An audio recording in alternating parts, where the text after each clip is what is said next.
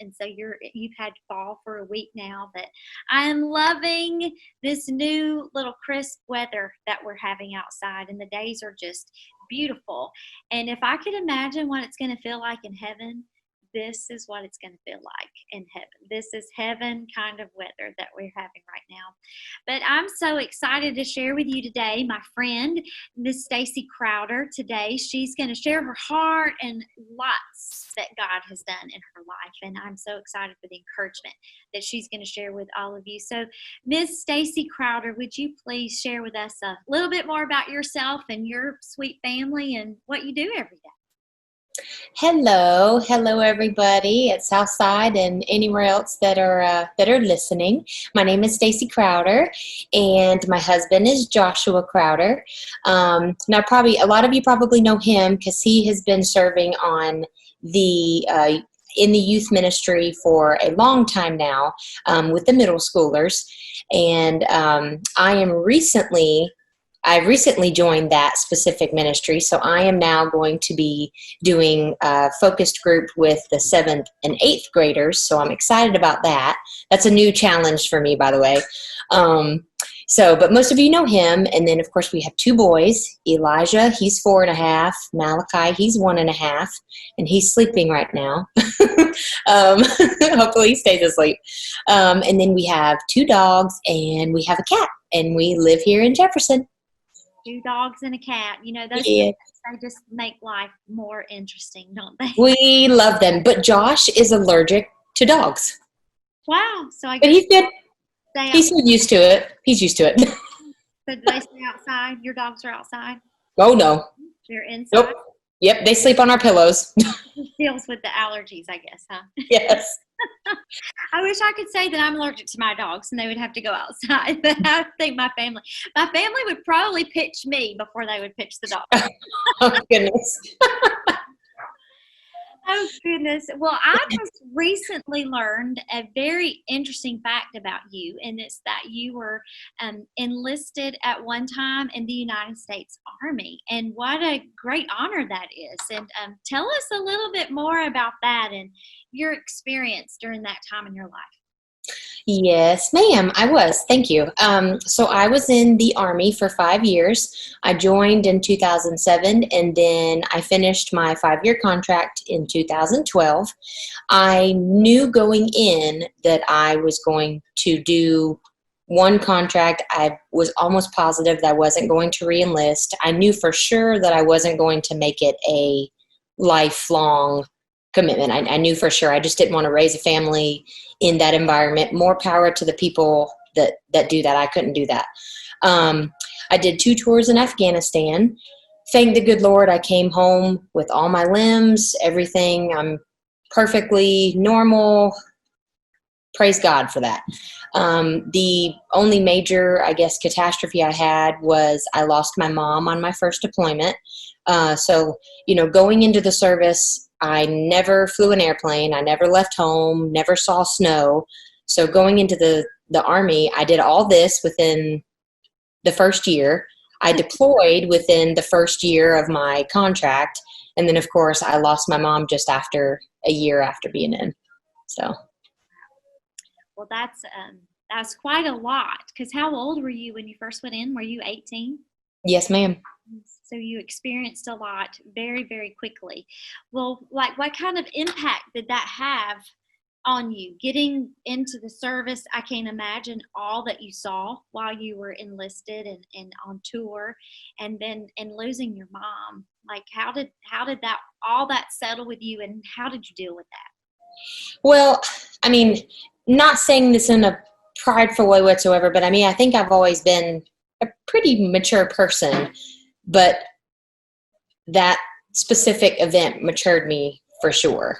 I had the opportunity when I was on my first deployment to go home and stay home since my mom passed away then. But I chose to come back because I was like, look, all I'm going to do is stay home and mope. I don't want to just sit here. Like, I need to be back with my team, and I had an awesome team. So I was like, look, I need to come back and finish my deployment, which I'm glad that I did. But so it helped me grow. It helped it helped me discover my life verse, which I can explain to you, but it it matured me, even though I'm pretty sure I'm mature already, even though I wasn't even 18, but I loved the enlightenment that I got being in the service, but specifically with my mom passing away, it was a whole new ball game. I won't be the same for sure. So, what were your responsibilities being in the Army? I know different, in there, not everybody shoots a gun, like there's different roles and responsibilities for everybody. What did you do? Right. And I had on my second deployment, I had more options to go on as many missions as I wanted to. My specific duty was being in the intelligence field, which sounds cool. It's all, ooh, yay, you're doing intelligence stuff.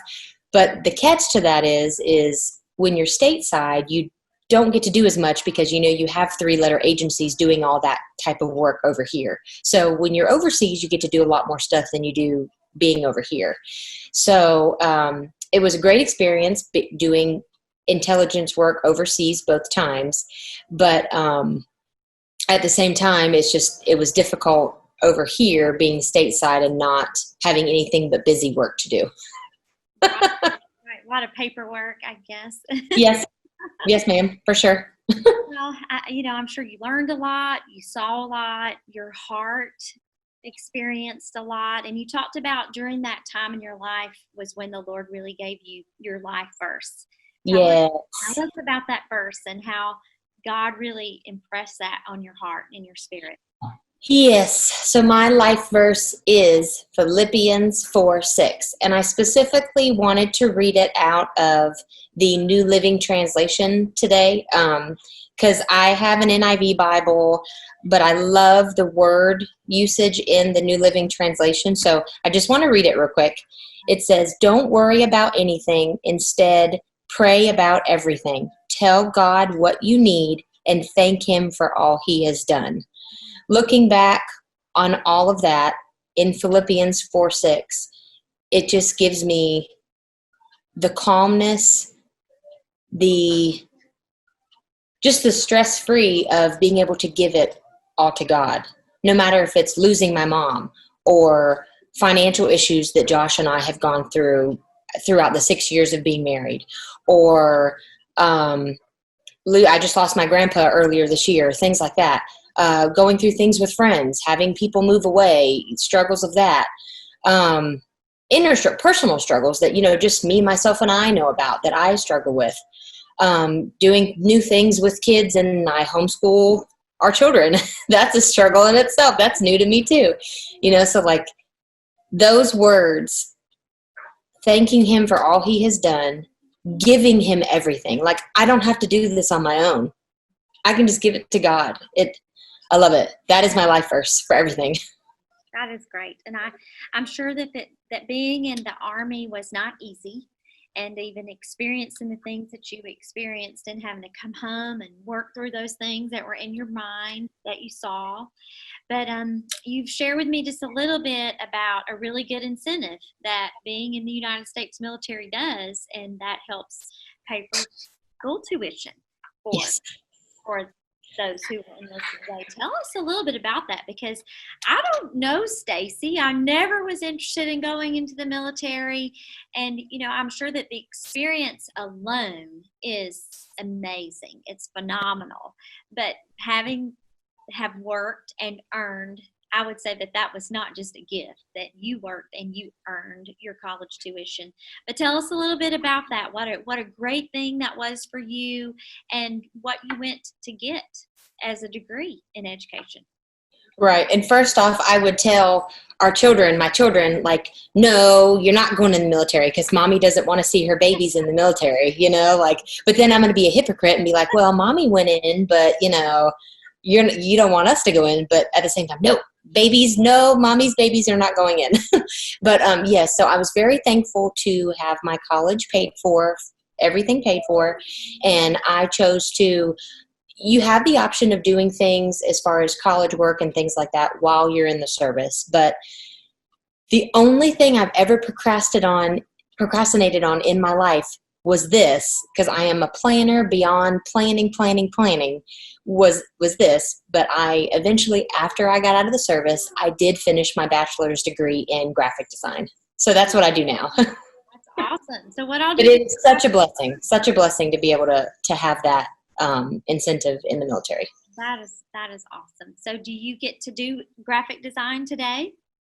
Yes. So I do little bits and pieces here and there. I actually have a wedding scheduled for this Sunday that I'm doing. Someone from Southside's helping too. We do stuff together often, but then I do some decor here and there.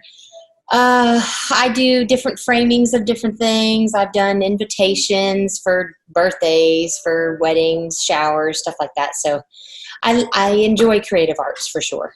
That's fun. So is that like a little hobby / outlet for you because you're a stay-at-home mom? Is that a Yes.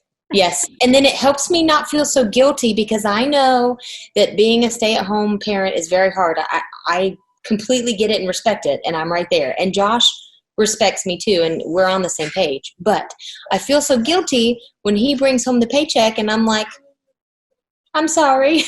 So it helps me too because I'm bringing in something. Yes. So I tell you, the time that you're spending and investing into those sweet babies in your house and being able to influence them every single day, don't take that lightly. And I don't think that there's a paycheck that can pay you enough to do that. So, and to give Josh credit, he tells me that. He is full supportive.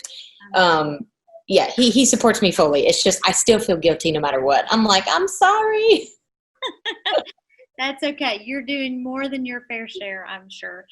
Well, tell me a little bit about marriage in your journey here on earth. Tell us what that has looked like for Stacie.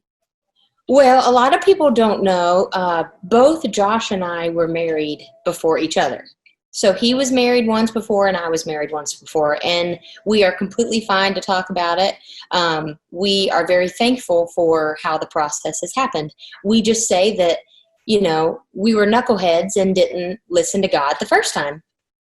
We just didn't listen the first time, and there's a saying, on a serious note, there's a saying that his family often says, and I completely agree with it. I believe his mom has told him this several times, that, Satan always brings his best before God brings his best. And like Josh and I live by that, because when we talk about our past, we're like, you know what? There's always a reason.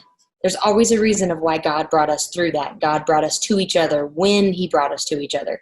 So Josh and I were married before each other. And then I was married while I was in the service, the first marriage. And then, in between, obviously, I had a separation time and things like that. And then Josh and I got married, and Josh and I have been married for 6 years. And I would not look back at all. That is awesome. So talk to us a little bit about, you talked about how you believe in God's timing and how sometimes we have to walk through and experience Satan's best to get to God's best. If you could encourage a young single lady today who's being very anxious to meet her beau and meet him at the end of a church aisle somewhere, what kind of encouragement would you give to this young lady?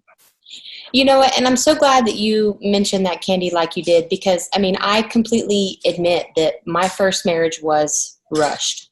Everybody makes mistakes. Nobody on this earth is perfect. And I completely rushed my first marriage. Like I said, I was a knucklehead and didn't listen to God. However, God was not the center of my life at the time. Even though I was raised in a church, I believed in God, but did I actively focus on his teachings every day? Did I keep him in my heart every day? Did I focus on his word and surround people with me every day? No. So I think that was the main thing, is that, I rushed into my first marriage, and Josh would agree with his. But the main thing is it was not God-centered. So making sure that God was center in my life first was a total turnaround. total miracle. It was just like, wow, like our eyes were opened, and it was just like, whoa, this is what it means to have a good marriage. I mean, yes, everybody has struggles with things, but once Josh and I specifically both had God in our own hearts, I mean, we knew right off the bat within just 2 days of dating, we were like, we're going to get married. We're going to get married, and this is going to be our family. That is awesome. And I think that is so important for any person walking in life to understand. And that is how to have a God-centered life. Yes. And it's doing those things. And it's not so we can check off a to-do list every day. It's just so that we can have that intimate, deep relationship with the Lord. And when we're spending time with Him and we're growing in Him, we can sense His Holy Spirit showing us what's right, what's His good thing for us, and what's also Satan's handiwork, because you mentioned that, and how Satan is going to bring his best game. He's going to bring his A game to us, and he knows when we're weak and when we're vulnerable, and he knows how to get to us. And in that stage of life, we're looking for love. And if we're not confident in our relationship with the Lord, sometimes we look for love in all the wrong places. Right. And we've all gotten caught up in that, for sure. Yeah. So, and I guess another big thing with that too is just not being prayerful. You know, I mean, Josh and I, we pray over even the littlest things as far as before we make a decision. You know, and it's just it's benefited us so much to make sure and pray over even just the simplest thing before that decision's made. So, you know, a part of that encouragement would be, you know, not only to be God-centered first of yourself before the other person also of whoever you're considering, but to be prayerful. Bring that concern to God. Make sure and ask for that discernment of, is this what you need me to do, God? Because if we're aligned with Him, then, I mean, we can better see what He wants us to do. That is great. So in knowing that and thinking about the difference, and we don't have to dwell on the previous marriage unless you would like to, but just talking about, you know, the differences and what makes a good marriage. You talked about being prayerful, and I don't know if there's any other advice that you would like to give in looking for a husband and what that looked like, or what you were looking for, how God led you to Josh. Right. Well, there was a big difference between, you know, number one and Josh. You know, the first specific struggles that I had with the first one was there was prescription drug addiction that I wasn't aware of even before he got into the service. So things relapsed and things happened again. And then, of course, I came into it and I was like, wow, okay, so I tried helping, things didn't help. I tried again, brought in some of my family, was trying to get the information and help from them because I've had some trials and things like that from a few people from my side too. And like, you know, can you guys give me some advice as far as how to deal with the situation? And so it was like beating a dead horse. And I'm like, you know what? I think it's time. And I prayed and prayed and prayed. And this is when I really found God in my heart. And I'm like, look, God, I know that divorce is not encouraged by any means, but I can't live this way. So that was the main difference. So the difference with Josh is, and I specifically thought of a few things with him, and I just wanted to share a few different words. He's a pure blessing. We're joyful.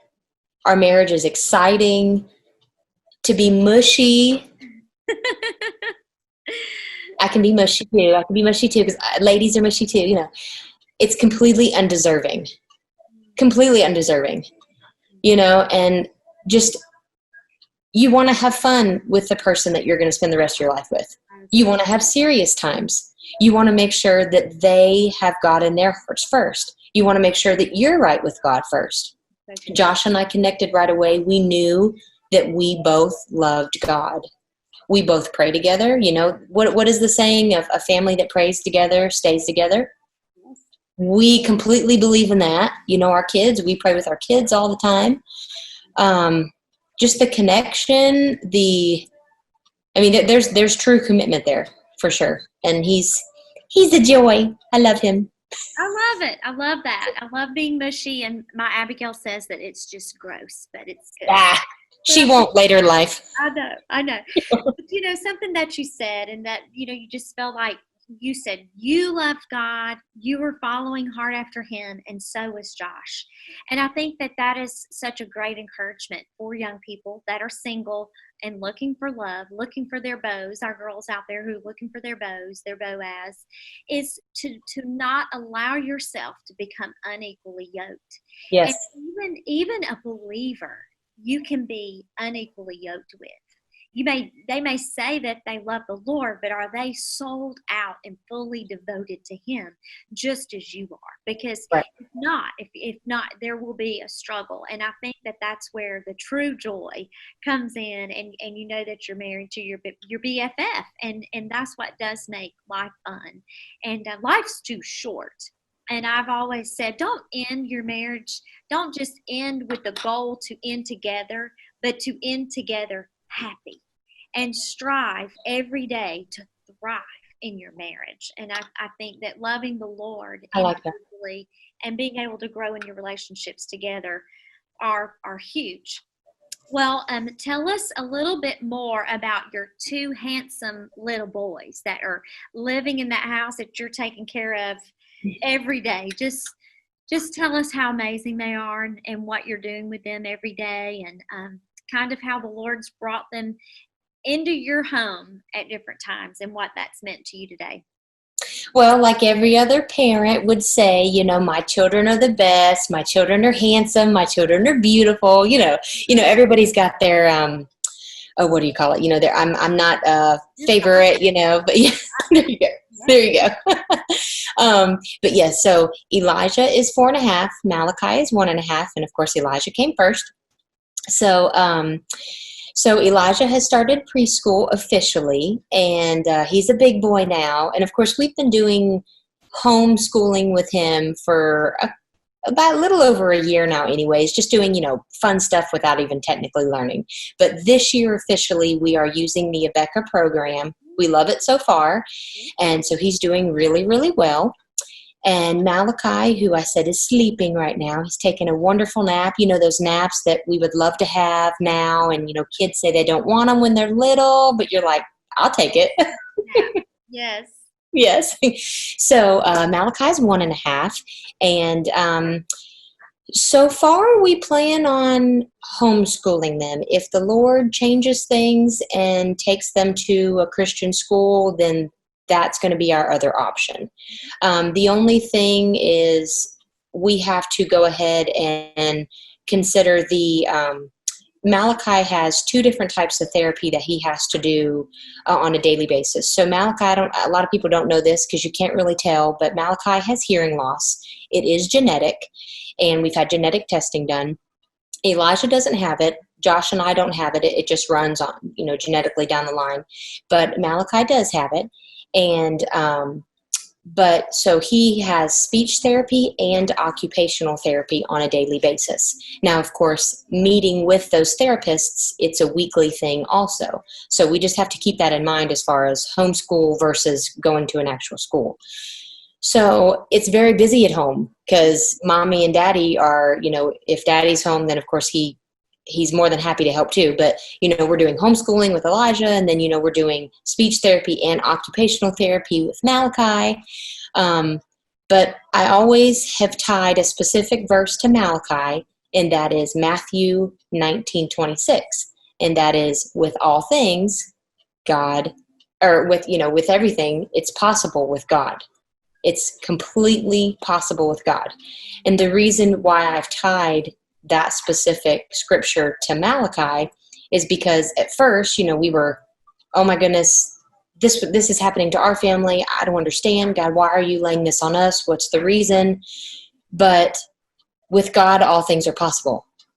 Like, there is a reason why Elijah was born first, so he can be such a great example for Malachi in speech, in what he does, the way he does things. He can teach him the way we wouldn't be able to teach him because, kids learn really well from other kids. And then there's something we might not know until we get to heaven. I don't know, but there's something that God is going to teach us or teach somebody else through Malachi's hearing loss. So we are praying that his hearing loss stays moderate and that it doesn't get worse, because doctors say that it can only get worse. I'm specifically not praying for complete healing, even though I know that that's a wonderful thing to pray for. But the reason why is because there's got to be teaching somewhere, and if God's putting something in me to teach me, then hey, I'm all for it. Well, you are a very brave and courageous mommy. Thank you.